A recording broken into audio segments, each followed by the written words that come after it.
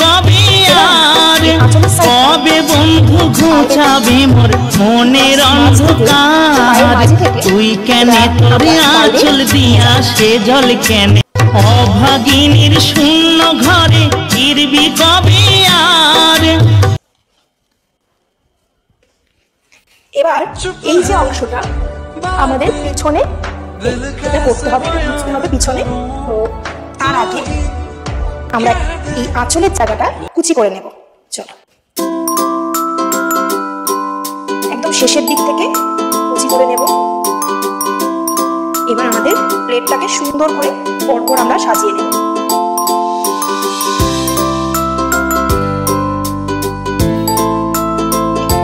সমান হয়ে গেল। এবার আমরা এই যে সামনের এই অংশটা থেকে এটা ভিতরে দিয়ে দেবো। কেমন? এইভাবে সোজা করে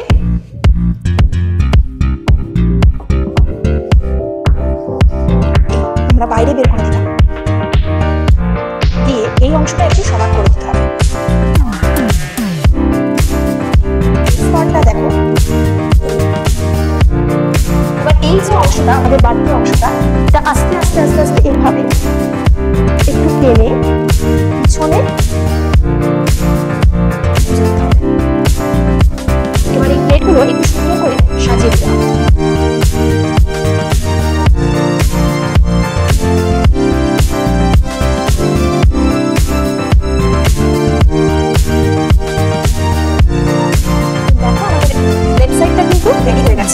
এবার আমাদের রাইট সাইডটা করতে হবে। তো চলো সেম প্রসেসে রাইট সাইডটা আমরা পায়ের মাঝে থেকে কাপড়টা নিয়ে নেব।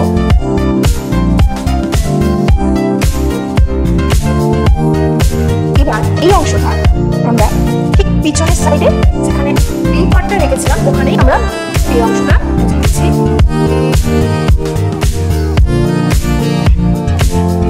এবার এটাকে একটু আস্তে আস্তে ধীরে ধীরে প্লেট অনুযায়ী একটু সাজিয়ে নিতে হবে, কুচি কুচি করে নিতে হবে। এই হয়ে গেল।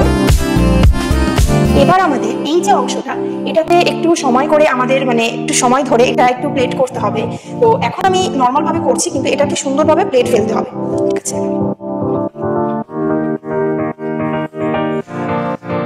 এই যে এই অংশটা আমরা সুন্দরভাবে প্লেট ফেলতে হবে। আমি জাস্ট নর্মালি করে নিলাম, আমরা সুন্দরভাবে এটাকে প্লেট ফেলো দিয়ে এই জায়গাটায় আমাদের পিন আপ করে নিতে হবে।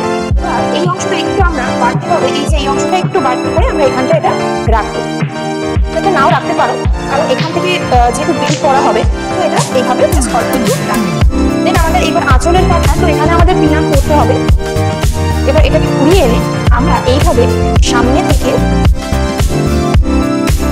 পিছনে এই বাঁ সাইডে আমরা এটাকে বুঝে দিচ্ছি। সমান হয়ে গেল। এখানে পিন আপ থাকছে, এর উপর দিয়ে আমাদের বেল্ট যাবে। তো এইবার আমাদের যেটা নেক্সট পার্ট সেটা হলো এই কুচির জায়গাটা।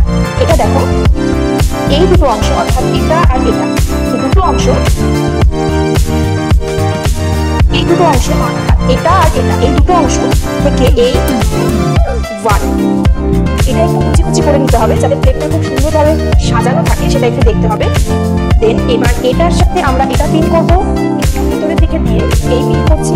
আবার এটার সাথে এটা একটু ভিতরে দিয়ে এই পিন করছি, অর্থাৎ সামনের অংশটা কুচিটা একটু ছড়ানো থাকে।